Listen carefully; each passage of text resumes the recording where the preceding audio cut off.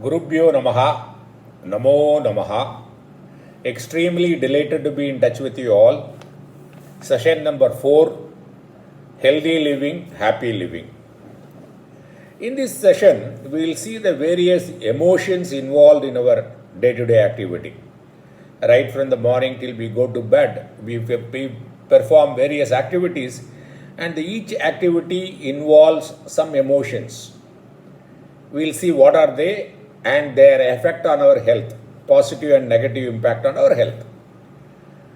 We will categorize broadly the various activities involving two things: challenges and skills required. There are some activities which involve high challenge, and there are some activities which involve low challenge. Similarly, there are some activities which require high skills. There are some activities which require low skills, right? Broadly, I am categorizing like that. So the activities which involves low challenge and requires low skill, any activity you do, you will have two emotions. One is apathy, indifference. You won't be very much excited. And second is boredom. You can't continue to do the job because the challenge is also not there. The skill required is also very less. Suppose you are a great chess player and you have to play with a small kid, a 5-6 years old kid. Is neither it is requiring its high challenge game, nor it requires great skills, So you will play for the sake of the child, but it will, if you keep playing it, you will get bored. But whenever the activity where you feel boredom or you feel apathy, that will not do good to your health, our health. So we need to understand, be aware of those activities. Make a list of activities and put challenge and skills required by the side and categorize them as boring. That is, four quadrants we will arrive at. The activities which have low challenge and require low skills, one category. That involves boredom and apathy. Now, because the challenge is less, suppose you want to take up a job or activity which has got more high challenge, but if you don't increase your skills correspondingly, what are the emotions will be there? The emotions will be worry. Suppose you take up a job, which from your current job, you leave a current job and take up a job which requires high challenge, but you have not improved your skill, then immediately you will worry. Oh, I should not have left my job. I have done a mistake, You will worry about having left the job. And the same time, you will also feel that you may lose this job, the new job. The anxiety, the fear will be there. So when the challenge is more than the corresponding skill requirement, the emotion involved is worry and anxiety. That this emotion also will not do good to us. Let us go to the other extreme. A job which is involving very low challenge, but you have a very high level of skills. Initially, you will feel you are in control of the situation, you feel relaxed, but there won't be any motivation or impetus to continue the job for a long time with enthusiasm. This type of job is where your skill levels are very high, but the challenge is low. That also not good for us, for a good health. So what is required is, we need a job where the skill levels, the challenges are high and the skill required also high. When you have a high challenging job with a necessary high level skills, then there is a flow. You feel good. That becomes your favorite activity. Then you go beyond the dimension of time and space. You really enjoy. Then you have a good health, physical and mental health. So you need to identify, look for a job. See, many times what happens, I tell people, when they are promoted in an organization, that time itself they should acquire more skills to take up or to be promoted to the next level. Generally speaking, if you are a good performer and the organization is a good organization, within 3 years, you should get promoted. Every 3 years, you should get promoted. If the organization is growing, okay? So when you are promoted, suppose you are promoted today, you should start acquiring higher skills right from today and be prepared for the promotion which might come within the next 3 years. You need to be ready, and you need to tell your seniors that I am ready with the higher skills. I am ready for the next level of promotion. That is the way it should be done. So we need to categorize our job in these 4 quadrants. And the higher the quadrant, the job, the activity which requires high challenges and requires high skills, and keep increasing the challenges and the skills which will keep you occupied in a nice way. And you will keep flowing there, right? This is one thing I thought I should share with you. The second thing is, whatever the job we do, we want it should produce a favorable or a good results to us. That is very sensible expectation, and we should all have that. But if you want to have a good results, it is based on what? It is based on a good quality action, a behavior.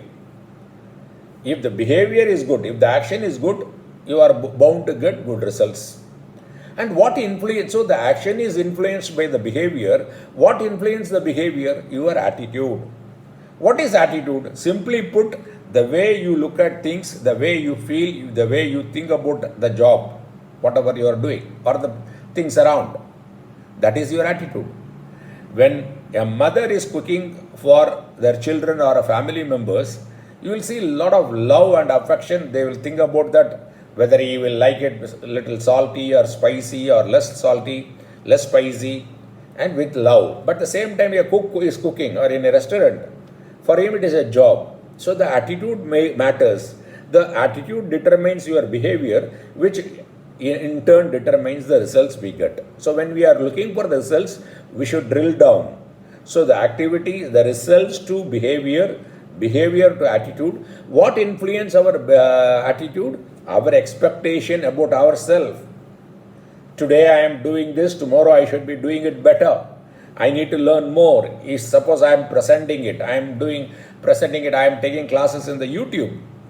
I need to understand my delivery speed. It should be appropriate for people to easily understand. My tonality, my body language, my emphasis on a particular word. Okay?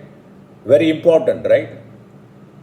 So these are all things we need to keep acquiring. So we need to expect that, yes, my skills I have to keep up so that I can take up the new challenges and continue to be flowing, right? Then what determines my expectation about myself? The expectation is about ourselves only, not about the environment or the people around. If you have a lot of expectation around the environment and the people around, you are likely to get disappointed. What is in your control is yourself, your attitude, your behavior, right? Then, what determines your expectation? Your values and beliefs. Values means what you consider is very important for you. In this case, now we are talking about our health. So, we need to give importance for our health, which involves discipline with respect to exercise, with respect to eating, with respect to a lifestyle, getting up till going to bed, having good quality time with our people, good people around, and do good for others, ecological balance. So the values and the belief that the session like this will definitely help. If I continuously do good things, I will have a lasting good health. That belief also influence our expectation. Then what determines our values and belief? Our self-concept. What we think about ourselves, what we feel about it, what is the best version of ourselves we want to have. The best version of myself is my self-ideal. What thing about myself is self-image. What I feel about it is my self-esteem. So that your self-esteem, self-image and self-ideal will determine your self-concept, which in turn determines the values and belief, which in turn determines our expectation about ourselves, then attitude, behavior and results. So if we are looking for a good health, I have told you, irrespective of your present state of health, within 6 weeks, if you follow what I am suggesting, your health will definitely improve for sure. For which you need to do all that. You need to understand, when you look at a mirror, what do you think about yourself? What do you feel about yourself? Who is a role model? What you want to be? Are you clear about it? That's why I said that take a notebook, write on all this. Very important exercise. You need to keep reading it every day and practicing is also, right? The third point is, most of the time, very, very important for health is knowing our purpose. Many times, many people have lost in this area. I have a lot of friends, especially after retirement, they really don't know what to do and what is their purpose of their living. And they say that we get bored. We somehow push time watching WhatsApp, Facebook, Instagram, Twitter, some movie, some serial, something. But the next day comes again, they feel that, scratch their head how to fill this day. We need to, being born as a human being, we should understand in what way we are different from an animal. They also get up, they also sleep, they also eat, they also procreate. But we are different, right? So we need to have our purpose. To know our purpose, you need to take 4 sheets of paper or 4 pages. The first page, you give a heading, my passion, my passions. You can write that. What I love doing. You should know that. You should list all that you love doing. You know, in the last session, we saw that the 5 regrets of dying. The first regret, most of the people said at the time of death, is that we wish we lived the life what we love to do, live. So we should not regret. Now, at least we need to understand, we need to be aware of what we love doing.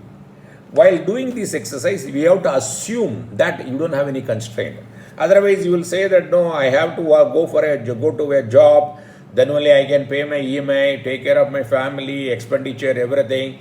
If I go to the job, we can't leave the job, then I can't do what I love doing. But for this exercise, assume that there are no constraints for you, then what you love doing. Because we'll go ahead further and understand the purpose of this exercise. Having done this, completed this list, then take a new page, write about your dreams, what you want to achieve, what you want, so that you can do what you love doing.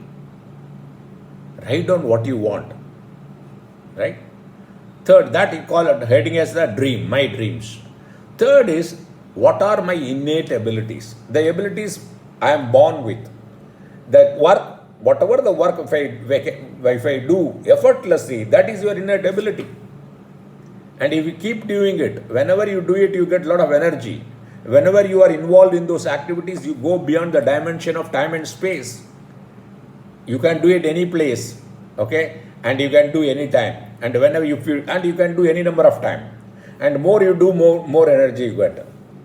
I already given the ideas how to find out your innate abilities. When you go to a bookshop, which section you are attracted?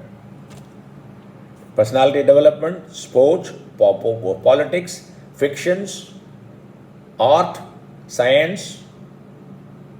That will give you an idea. Then when you read a newspaper, which section attracts you? Which you spend more time? Politics, sports,